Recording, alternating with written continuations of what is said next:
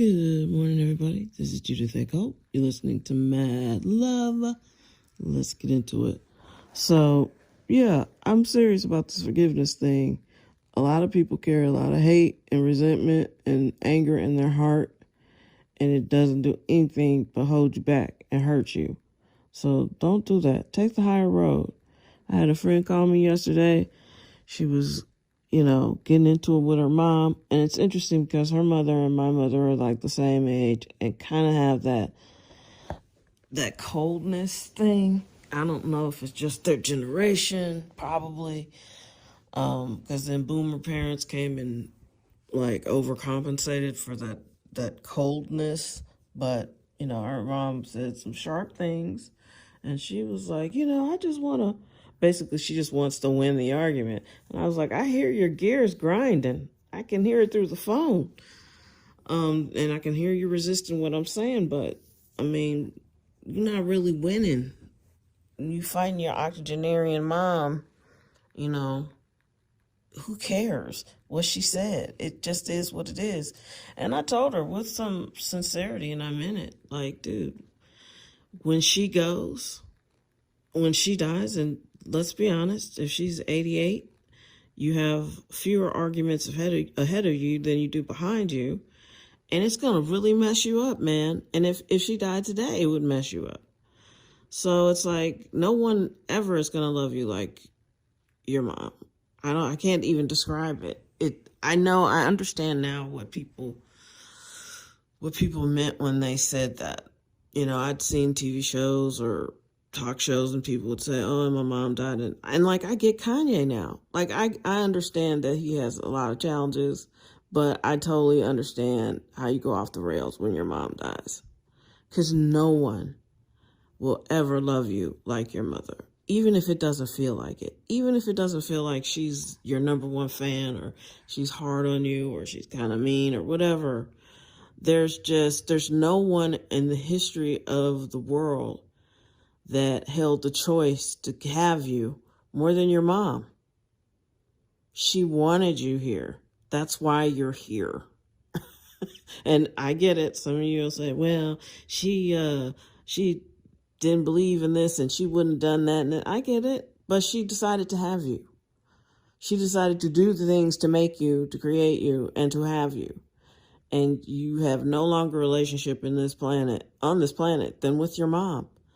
You're 9 months chilling with just each other, and then she gives birth to you, and you're here. You're here because of your mom, and no other person. Yes, it took a dad to make you, but it took a mom to give birth to you, to give you your life. Do you know what that means? It's fucking deep. And it's like, I don't know. I love you, but if you want to fight with your 88-year-old mom now and quote unquote win, you're missing it. That's just a waste of time. And I actually kind of agreed with her mom's points. And I was like, I'm not saying she said it the right way or that you're totally dead ass wrong, but like, I get her points. She just didn't deliver them in a after school special kind of way. That they just didn't talk like that. I don't think they had those tools. And I've come to the realization that, my parents never asked me how my day was. And I think it's because, my father had a sibling that died in childhood. He caught something and never recovered. My mom was born very, very poor. They grew up poor. They both were poor. And if you came home and you weren't sick and you didn't die, you had a good day. So why did they have to ask you how your day was? From what they understood about having a good day, that was a fucking great day. You didn't die and you made it back here and you're not sick. So that's a win, And I figured that out because I remember one Father's Day or one of those parents' days. I looked at my dad. I was like, well, when is Kids Day? And he was like, every day is Kids Day. And I was like, oh. So, I'm just saying. some battles aren't worth fighting. And when your mom dies, it messes you up, man. I don't, unless you're some sort of monster. Anyway, the next topic that I was going to talk about just evaporated out of my head. I can't remember what it was. Oh, man. But anyway, I do think forgiveness is super important. And it matters. You have to forgive people because it hurts you and it's not worth that. Now, I had an idea to talk about it, and it wasn't gonna, and I was like, this is the first topic that's not caregiving. And I absolutely cannot remember what it is. Oh, murder. So I'm working on a web series in St. Louis. I'm just gathering the data. I'm putting it together. It's under my production banner. And I read some very disturbing statistics yesterday, which is there were 1,900 murders in the city of St. Louis from 2014 to 2023, and the police were only able to clear about 46% of those cases. And almost always the problem is this no snitching thing. Like, there's no witnesses, nobody's coming forward, no one's saying anything. And I think that number would be much bigger in the region if St. Louis County actually had decent crime statistics that they report, but they don't. And I find that so fascinating. You cannot find St. Louis County crime statistics and data anywhere. And there's nearly 1 million people in the county, and there's something like 250,000, 300,000 people in the city. And they hold the mayor over a flame about crime statistics, but the county executive never gets questioned about the crime statistics. And everybody feels so safe in the county, depending on their neighborhood, of course, but there are certain areas that aren't safe that they think they're safe in. And it's important that you feel safe, but that doesn't mean that it is safe. So I think that is so fascinating. And they can only clear 46%. The majority of those, especially in the city, were black on black murders, which somebody told me they had a problem with that phrase. And I'm like, okay, well, that's okay. Because she was like, well, no one says white on white. I said, that's true. But I think because we're talking a smaller number of people, it is important to distinguish that many black people are hurting and harming other black people. And it's problematic. You know, you can use whatever verbiage you like. I just don't understand why we're hunting each other into extinction and no one is doing anything about it. That's how you know no one cares. You know, it sounds like I'm just anti this and I'm over politicians and all, but here's why I think that. Because they don't go do anything to change the circumstances. You know, they don't build 24-hour rec centers. These politicians don't earmark money for after-school programs. These listen, there are gun people who find criminal activity because they like it, and there are other people who just follow into it because there's nothing else to do. There's no other choices. You know, it's like sports are expensive. You know, athletically, like, where are you supposed to send your kid after school? And it's not expensive. And I get how some people are like, well, you shouldn't have all those kids. You don't have any money. Da, da, da. Okay, that's great. But the kids are here now. So if you really cared, why haven't you come up with a solution? Why hasn't a politician found funding to build a 24-hour rec center? No guns allowed. People can play basketball. They can go there right after school. They can go there before school. Why isn't that a thing? Why can't you do that? Why don't they have nutritious meals that are paid for within the facility? You know, and then only in America do people make you feel bad for, you know, not being rich, but then they do everything in their power to keep you from getting rich. It's like, okay. And it's a lot to go around, a lot of blame, if you will. Certainly, You know, the reason I don't have kids is because I didn't feel like there was a financially financially stable person to have the children with. And it's no shade to him or to anybody, but I just was like, if I'm going to go through all of this, I'm going to give my kids a really great life. And it might be an excuse. I don't know, but it really isn't, because my sister had my nephew when I was in high school, and it looked really, really hard, and I didn't have any delusions about what I would be getting into. And I wasn't so baby hungry that I could overlook the logic of like how much money it would require to raise my kids the way I would want to raise them. So I just didn't do it. And then, you know, the window just closed, and it's like, okay, that's that. But that's me. And I know everybody is not as pragmatic as I am. And a lot of people fall in love with the idea of kids with like no money. For some people, when you're poor, having children just means it's almost like you're condemning yourself to indentured servitude, because you know you're just not going to have enough money.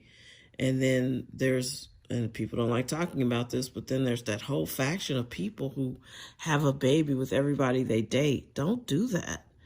You know, you're 25 years old, you got 4 kids by 4 different men. I'm not judging you. Get it in how you want to, but you don't have to have babies every time. You know, I'm in love. Yeah, I'm in love with him now. And then you have like that is. So then you got this weird dynamic where some of the kids get taken care of because some of the babies' fathers are good. You know, like I get why they made a social stigma and be like, you should get married. Because I do believe that is a man-made construct. I get it. It's in the Bible and all that. But I believe that was a man-made construct because they didn't want people to do that. Just have babies spread out everywhere. Because it's harder to manage people if babies are spread out everywhere. You know, you can't control a household, you know, if the woman has, I mean, a lion would never do that. You know, a lion's pride, they go in and kill the oldest male lion children of other lions, you know? Like, I said that poorly, but basically the male of the pride ain't feeling the young men of the pride. They gotta go, or they're gonna get murked. Yeah, the animal kingdom understands these logistics. I'm not saying it great, but you know what I mean. And I really marvel at these crime stats, and I'm like, damn. And when you listen to some of the interviews and watch the news and listen to some of these young men, they are proud to have murdered Black people. And they see these dudes in rival gangs, or they see the dude that took their girl, or they see somebody that needs to be put in their place in their minds, and they have killed them. And we've somehow normalized that. I mean, some of these guys are stone cold killers, and they didn't start off that way. You know, every single one of them, the victim's mom and the defendant's mom, they all have little cute childhood pictures. Some of these boys were friends in grade school. Some of these boys have known each other their whole lives, and the difference between a block or two now means they can't be friends, and they hunt each other down. And we think that's normal, and it's not. It's very abnormal, and it creates a whole world of trauma that no one deals with. So don't tell me about Black people and how much you care about Black people when you will never, ever address Black trauma to that degree. I mean, that is a lot of death. And it's really sad, and it's unnecessary. You got people who aren't even planning to become grandfathers. They don't even see themselves getting old. They don't see themselves past 20 years old. And that's problematic. And it's like, I don't know the solutions. I don't. Other than I'm guessing if you gave some of these young people a different alternative, some of them might actually choose it. But, when there's not shit else to do, what are you going to do? You're going to rip and run with your friends. I don't know. I don't know. I don't have all the answers. It does make me very, very sad, though. That is a lot of death. A lot of young people dying. On top of the fact that people aren't having as many kids as they used to have anyway. I mean, America, if this was a party, y'all would be in the coat room. It's time to go. Where my coat at? Because the glory days are over. And maybe that's good. Because everybody doesn't deserve to be the number one spot. Especially if you're just going to bully other places and neglect your citizenry. Because that's really what it's boiled down to here lately. I would say in the last 30, 40 years. I mean, it was like all this progress was made. People were, when I was born, I was at the very beginning of like desegregation and all this cool stuff. People were learning new things. Everybody, the possibilities seemed endless. Television for kids was about education. They tried to teach us lessons. They wanted us to learn things. It was like all this cool stuff going on. And then like the 80s hit and it was like, fuck all that. Rip it up. And slowly, Reaganomics just tapped all of that optimism and threw that in the trash can. And then by the time we got to, the 2000s, it's like, basically eat the poor. Like, fuck them. We're just short of just serving up poor people on platters. Strange. We're not a sympathetic society. And you see that when you see how resentful people are of folks who struggle. And I understand it. I get it too. Sometimes it's like, I'm working. How come you can't work? But also too, though, we need more compassion. And it's going to be a lot of hurting families that are going to be like, I never thought this would happen to us. And they're going to be looking for compassion. It's going to be like, well, you weren't compassionate to other people. I mean, we're going to have a comeuppance. It's going to be very, very deep. But it gives us a chance to build better. And like, stop trying to be the boss of everything. Because apparently America, it goes to our head. Let's just be a cool country and get our shit together. And, really be great. And that includes making sure everybody who lives here gets fed and has, shelter and, just a decent life. And it doesn't have to be welfare, but like, let's set everybody up to win the same game. It's not like that now. It's not a meritocracy. And everybody knows it, but they pretend they don't. I don't know. And I'm not like a tree hugger or anything like that. Although I do hear hugging trees does give you good energy. So if you see a tree, you should touch it at least. If you don't want to look crazy, you don't have to hug it, but touch it. Apparently it grounds you, it stabilizes you. Those roots go deep and it does something vital for you. But I'm not really what anybody would call ooey gooey, but it's almost like we're too hard on each other.